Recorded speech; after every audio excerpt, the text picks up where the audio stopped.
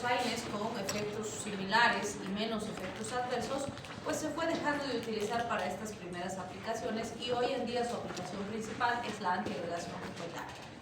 Entonces vamos a ver que en la COX plaquetaria también produce una inhibición irreversible de la COX y tampoco es selectivo y nos va a producir un efecto sostenido porque es irreversible. Y si bien las plaquetas viven de 8 a 10 días, las dosis son diarias, es decir, se da una dosis cada 24 horas, justamente por el recambio plaquetario, y así mantenemos una excelente acción antiagregante plaquetaria. Como es un ácido, su pKa es alrededor de 3, superácido, la alcalinización de la orina nos puede ayudar a eliminar el ácido acetilsalicílico de nuestro organismo. Ahí estaríamos aplicando ecuación de Henderson-Hasselbalch, ¿no?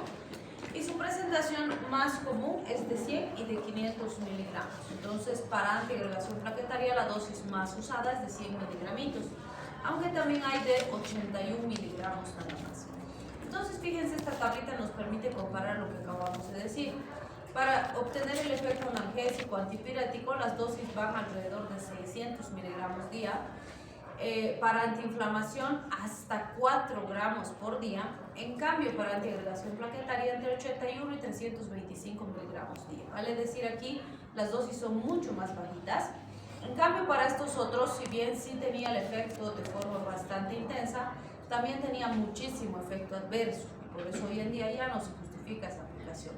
Por eso es que hoy la aplicación principal de aspirina es como antiagregante plaquetario. Entonces, ¿en quién me sirve la función antiagregante plaquetaria? En cualquier paciente con riesgo de trombosis, vale decir, pacientes que han tenido ataques isquémicos transitorios, pacientes con anginas inestables, trombosis de las arterias coronarias, pacientes sedentarios, pacientes con obesidad mórbida, pacientes postquirúrgicos de intervenciones grandes, podríamos mencionar incluso secretarias, conductores de transporte público y demás. Entonces, cualquier situación donde exista estasis vascular. También se ha visto, o ha habido algunos estudios que han mostrado que recibir dosis pequeñitas de salicilatos de forma diaria pueden constituirse en factores de protección de cáncer de colon, vale decir, disminuyen la incidencia de cáncer de colon, ¿sí? Pero este hallazgo estaba en una segunda fase todavía de observación y de revisión. Sin embargo, hay otros AINES, como vamos a ver más adelante, en los que sí se ha demostrado que pueden ser eficaces como factores de protección de otros tipos de cáncer, específicamente aquellos que están asociados a inflamación crónica. Bien, como efectos adversos de los salicilatos pueden presentarse todos los que hemos descrito para los AINES, pero los más comunes observados han sido estos: intolerancia gástrica, úlceras gástricas duodenales, hepatotoxicidad, asma y exantemas. En el síndrome de Reye, algo importante es que el síndrome de Reye es una encefalopatía muy grave que se presenta en el paciente pediátrico y tiene 3 elementos bases para presentarse. Primero, paciente pediátrico, no se presenta en adultos. 2, que tenga una enfermedad febril viral. Y 3, que haya usado aspirina. Esos son los 3 elementos que se deben combinar para que aparezca síndrome de Reye, ¿sí? Entonces, cuando la aspirina salió al mercado, no había ninguna contraindicación de uso en el paciente pediátrico. De hecho, el famoso resfriolito tiene aspirina, ¿sí?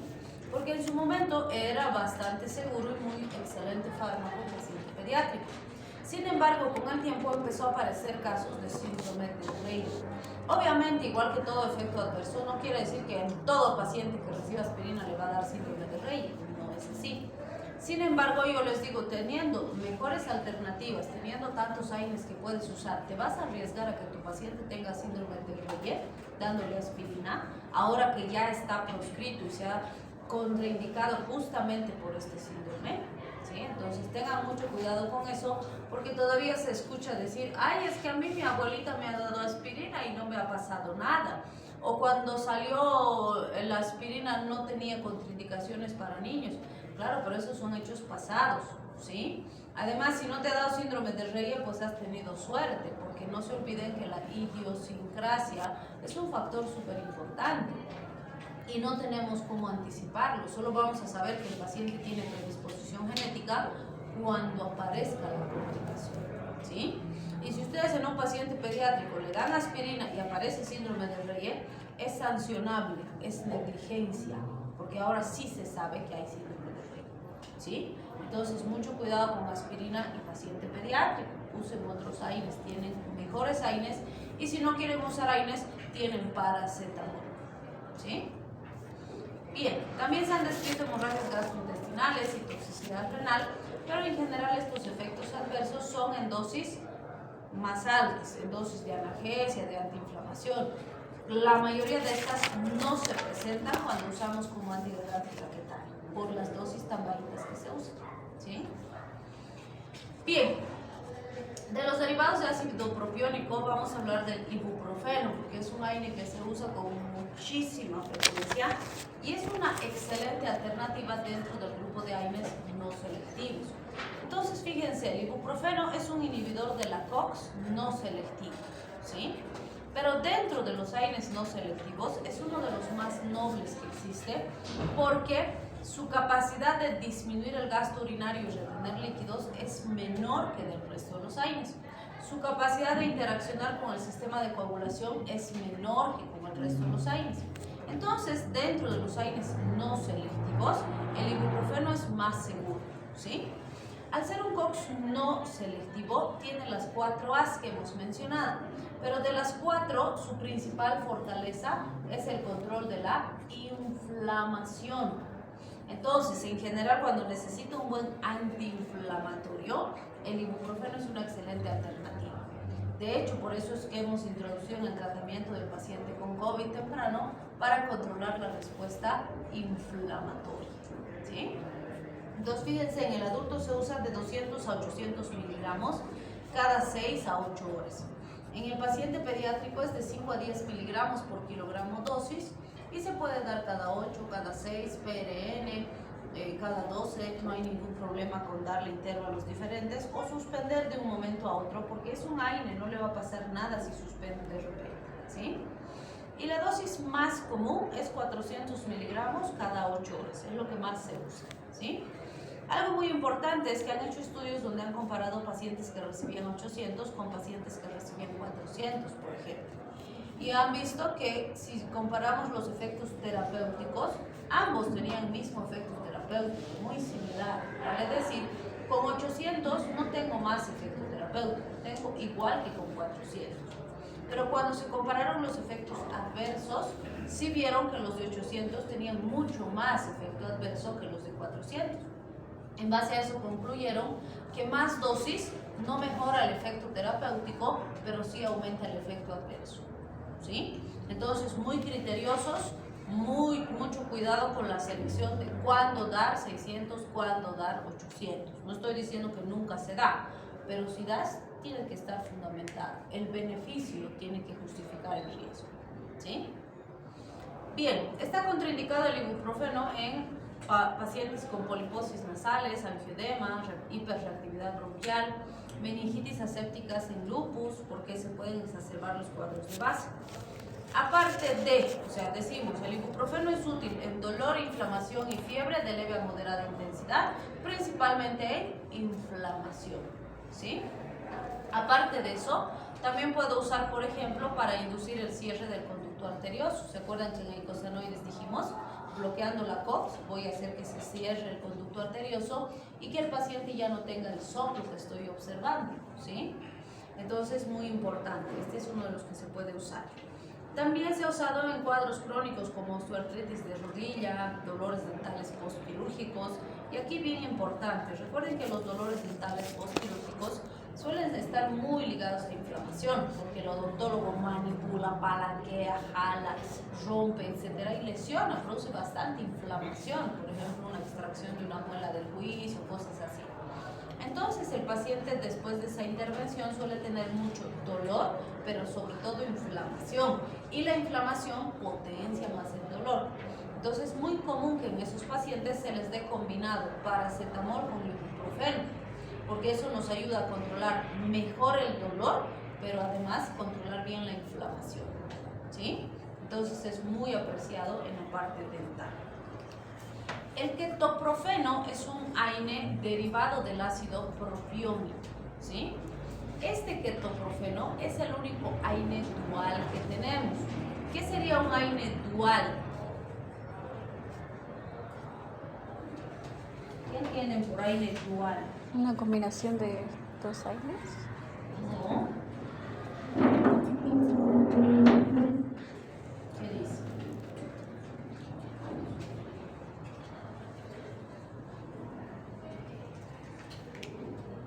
Un AINE dual, como hemos dicho al inicio del capítulo, es aquel que inhibe la COX y la lipoxigenasa. Es dual porque inhibe dos vías metabólicas, ¿sí?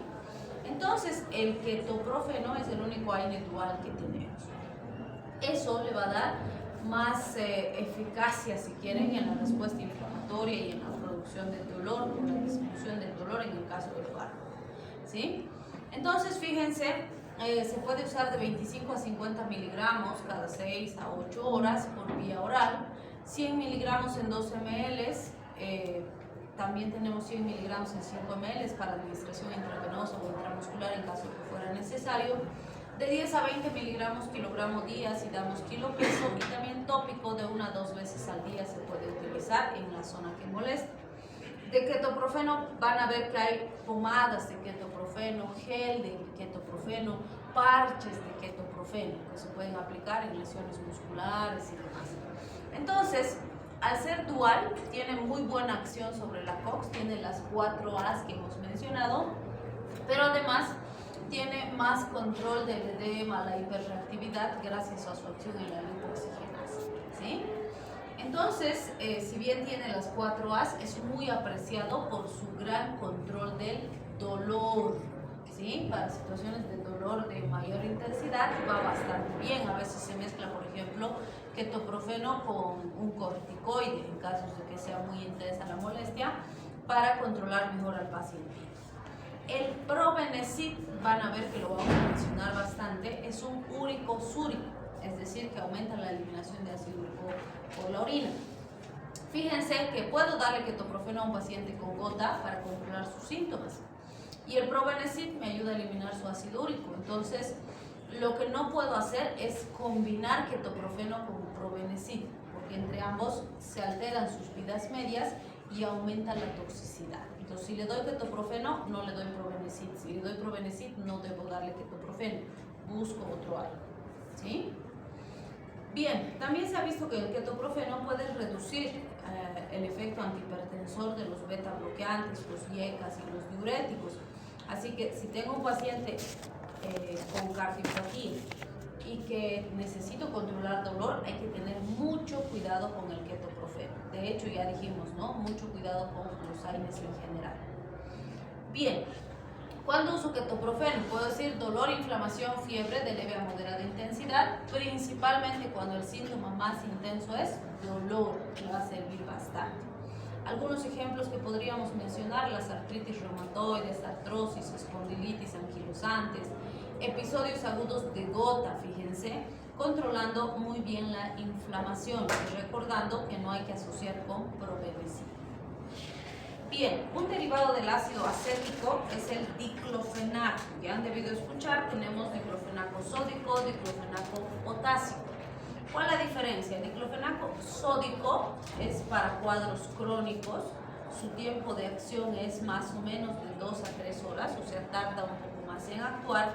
En cambio, el diclofenaco potásico, fíjense, actúa más o menos a la hora de haberlo administrado, por eso es diclofenaco sódico, diclofenaco potásico. ¿Puedo mezclar los dos? Sí, puedo, y le doy uno para que actúe más rápido y el otro para que mantenga la eficacia del paciente. Entonces, esa es la diferencia de estos dos. La dosis, o bueno, los dos, todo diclofenaco es inhibidor COX no selectivo, vale decir, bloquea la COX de forma no selectiva. El diclofenaco sí vale la pena decir que es un AINE que tiene las 4 A's por ser no selectivo, pero otra vez su potencia principal es el control del dolor, ¿sí? Es un excelente analgésico, y justamente el dolor asociado a inflamación, que es característico en lesiones deportivas, traumas, torceduras, luxaciones, etc., suele responder de forma muy eficaz. Además, los traumatólogos aprecian mucho al diclofenaco porque es el único AINE que tiene alta acumulación en las articulaciones. Entonces, si fuera una lesión musculoesquelética, por ejemplo, el diclofenaco es una de mis mejores alternativas, ¿sí? Por esa acumulación. Entonces, fíjense, se puede usar de 25 a 50 miligramos cada 8 horas. Puedo darle 55 miligramos en 3 ml intramuscular PRN. En niños uso de 1 a 2 miligramos por kilogramo día, y eso le puedo dar cada 12 horas inclusive. Tópico puedo darle de 1 a 2 veces al día, o bueno, aplicar en realidad en gel, en crema, en spray, en el sitio de la lesión. Y también tengo gotitas, que normalmente es una gotita por kilo, ¿sí?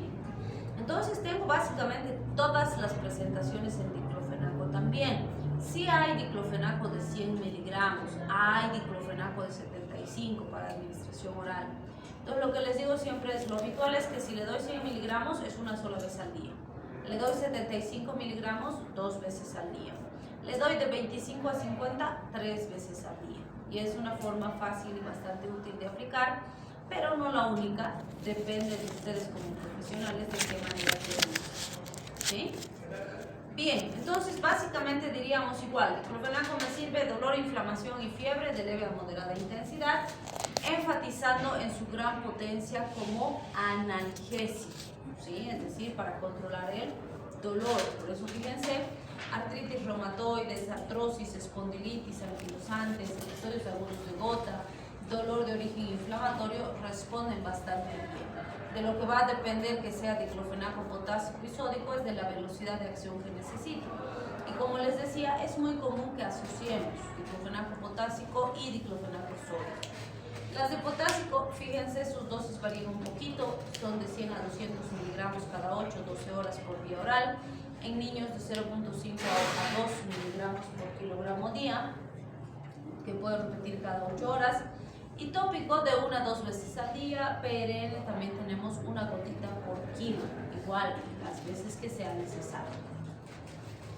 Bien, de los derivados de ácido acético también tenemos a la indomethacina, y este es un fármaco muy particular porque es un AINE bastante antiguo, pero no es de los AINEs más utilizados, o sea, no se lo usa con demasiada frecuencia.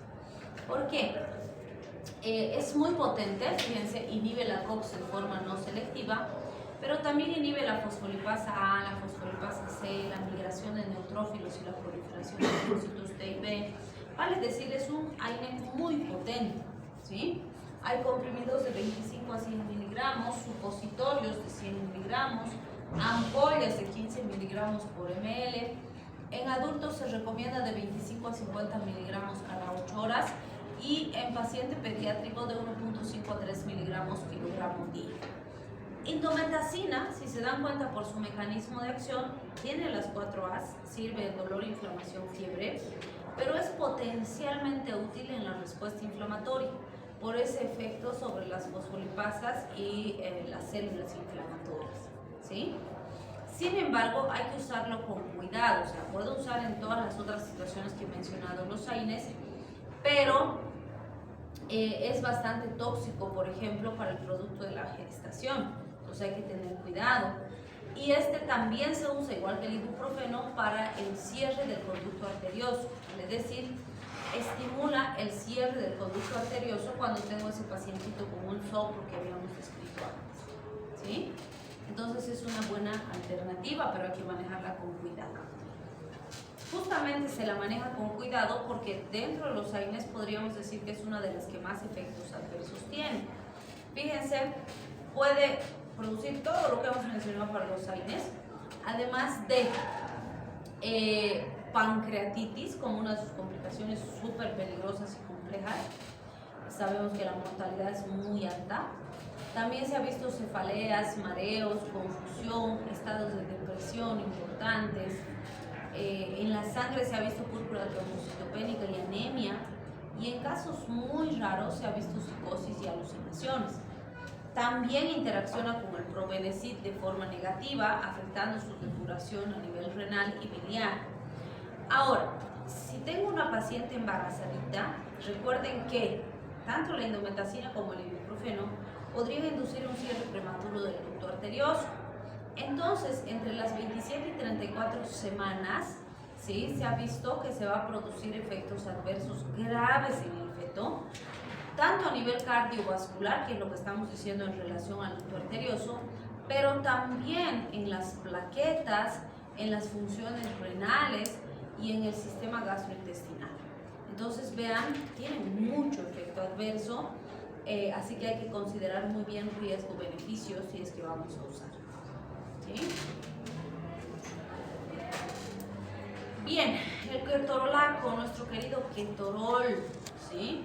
Este es un fármaco o un AINES derivado también del ácido acético, pero diríamos que es de los más potentes para controlar dolor, ¿sí? Para que tengan una idea, les decía en las clases previas, en pacientes operados de cirugía mayor, les pasamos ketorolaquito sublingual y están súper estables, ¿sí? Es un fármaco repotente. Es un inhibidor no selectivo de la COX, o sea, otra vez bloquea COX 1, COX 2, COX 3, todas las COX. Pero su potencia principal es control del dolor. Para controlar dolor, ketorolaco es lo mejor que tenemos dentro de los AINES. Súper potente. El pacientito PIN, sublingualcito y dolores de alta intensidad, pero los controla de forma maravillosa. Obviamente, hay que buscar la causa, ¿sí? ¿Por qué les digo eso? Porque si bien es un fármaco maravilloso, el usar de forma sistemática en horario establecido por más de 2 días potencia el riesgo de lesión renal. Tiene mucho más riesgo de lesión renal que cualquier otro AINE, ¿sí? Y por eso hay que tener cuidado. Fíjense, me dicen, adulto puede usar 10 miligramitos cada 4 a 6 horas. Como máximo 40 miligramos por día. Y en los niños voy a usar, por vía intramuscular voy a usar de 10 a 30 miligramos cada 4 a 6 horas. ¿Qué es importante en relación a esto? Si yo le estoy dando, por ejemplo, a mi paciente, digamos que le estoy dando 10 miligramos cada 8, ¿sí? O le estoy dando 30 miligramos cada 12, que también será bastante. De esa forma, solo debo usar 2 días y después suspender y ver con qué fármaco lo reemplazo y reservarlo solo para situaciones donde no estoy pudiendo controlar el dolor con otros fármacos, ¿sí? Porque el riesgo de daño renal es muy alto, ¿sí? Y para que vean un poquito la intensidad de su potencia, pacientitos que estaban recibiendo morfina para controlar el dolor, que ya no aguantaban más y era lo último que se les podía dar, y que ya no estamos teniendo buen resultado con morfina, se les ha empezado a intercalar morfina, ketorolaco, morfina, ketorolaco, morfina, ketorolaco, y ha dado excelente resultado. Un muchísimo mayor control del dolor con menos dosis de ambas sustancias, ¿sí? Entonces va súper bien. Ketorolaco es un analgésico súper potente, ¿sí? Tenemos también los derivados de ácido enólico, donde vamos a hablar de los oxicams, donde está el piroxicam, el meloxicam, y de hecho, fíjense, piroxicam y meloxicam tienen el mismo origen farmacológico, o sea, ambos derivan de la misma familia, pero son fármacos muy diferentes y vamos a entender por qué. El piroxicam, fíjense, es un inhibidor COX no selectivo, ¿sí? Y a dosis altas disminuye la migración de polimorfonucleares, radicales de oxígeno y la función de los linfocitos. O sea, es sumamente potente para controlar la respuesta de dolor y de inflamación, sobre todo el dolor asociado a la inflamación. Hay comprimidos de 20 miligramitos, ampollas de 20 y 40 miligramos en 12 ml. En adultos se recomienda 20 miligramos por día, con un máximo de 40. Y en los niños 0.2 a 0.6 miligramos kilogramo día cada 24 horas, ¿sí? Ahora, al ser un fármaco que además de la COX en dosis altas va a afectar a los polimorfonucleares, radicales de oxígeno y la función linfocítica, tiene un efecto inmunomodulador muy potente, ¿sí? Entonces, ¿qué es lo que vamos a ver? que es muy útil en estas situaciones, pero fíjense, su capacidad de generar hemorragias digestivas es 9.5 veces más alto que de cualquier otro aire. Vale decir, piroxicam es excelente para controlar dolor, pero el riesgo de úlceras pépticas y lesión gástrica es altísimo. Así que no puedo usar piroxicam sin protector de la mucosa gástrica. Este es el que si le voy a dar al paciente, tengo que decirle que debe tomar un omeprazolcito o algún protector gástrico, ¿sí? Y también debo usar periodos cortos de tiempo. ¿Por qué les digo eso? Porque el meloxicam, fíjense, es de la misma familia que el piroxicam, pero su efecto es diferente. Acá vamos a ver a los COX-2 selectivos y preferenciales. El celecoxib, es selectivo, que quiere decir que solo va a actuar en la COX-2. No importa si le damos más dosis, menos dosis, más intervalos, menos intervalos, no importan esos elementos. Lo que importa es que siempre va a actuar solo en la COX-2. Y al actuar solo en la COX-2, pues vamos a tener menos efectos adversos, ¿sí? En cambio, el meloxicam, que este es del grupo del piroxicam, es COX-2 preferencial. ¿Qué quiere decir? Prefiere actuar en la COX-2, ¿sí? Pero puede perder esa preferencia. Si yo, por ejemplo, le doy dosis muy seguidas, en vez de cada 12 horas le doy cada 8, o el paciente se toma cada 8 y demás, se puede perder la preferencia y empezar a actuar también en la COX-1, ¿sí? Y eso implica efectos adversos importantes. Entonces, fíjense, el celecoxib se da de 100 a 200 miligramos. Puedo llegar entre 100 hasta 400 miligramos día, aunque no se recomienda llegar a niveles tan altos. Es un inhibidor COX selectivo, pero fíjense, este tiene un mal antecedente familiar, vamos a decir. El rofecoxib y el valdecoxib, que pertenecen a su grupo, más o menos un año después de haber salido al mercado, ha sido retirado del mercado, ¿sí? Y la razón de eso ha sido que se han muerto pacientes por accidentes trombóticos, ¿sí? Entonces, el celecoxib, por ejemplo, se sigue recomendando, sigue estando en el mercado, pero no se usa como fármaco de primera elección por este riesgo. Y además, siempre debemos ver si el paciente no tiene riesgo de trombosis o algún problema con warfarina que pueda aumentar el riesgo de complicaciones, ¿sí? Y el meloxicam, fíjense, al ser inhibidor preferencial de la COX-2, tiene bajo riesgo de lesión gástrica, pero sí tiene riesgo, pero mínima en comparación a los AINES convencionales, porque es preferente de la COX-2. Quiere decir que no actúa mucho en COX-1 y el estómago va a estar más protegido, ¿sí? Entonces, si tengo un paciente con antecedentes de gastritis, de que ya tiene reflujo y necesito controlar dolor, el meloxicam es una excelente alternativa, ¿sí? Pero fíjense lo paradójico, ¿no? Meloxicam, que es de la familia del piroxicam, es muy seguro en pacientes con problemas gástricos. Es la mejor alternativa porque hay menos lesión gástrica. Pero el piroxicam, que es de su misma familia, tiene 10 veces más riesgo de lesionar la mucosa gástrica que cualquier otro AINE. Entonces, aunque sean de la misma familia, el riesgo es completamente diferente, ¿sí? Pero no se olviden de ese detalle. Bien, si hablamos de los efectos adversos de estos COX-2 selectivos y preferenciales, vamos a ver que los mencionados para los AINES pueden presentarse, cualquiera de los que hemos mencionado para los AINES, pero también se ha visto hipersensibilidad, aumento de riesgo de infecciones, úlceras pépticas activas o sangrado gastrointestinal.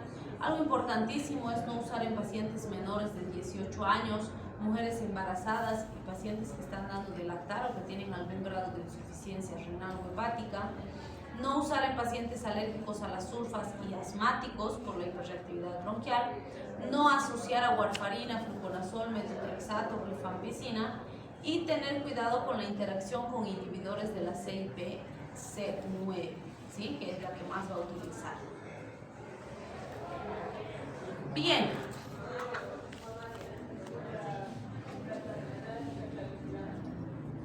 Ok. Entonces, vamos a quedar aquí con metamizol dipirona. Ahí vamos a ver la siguiente clase.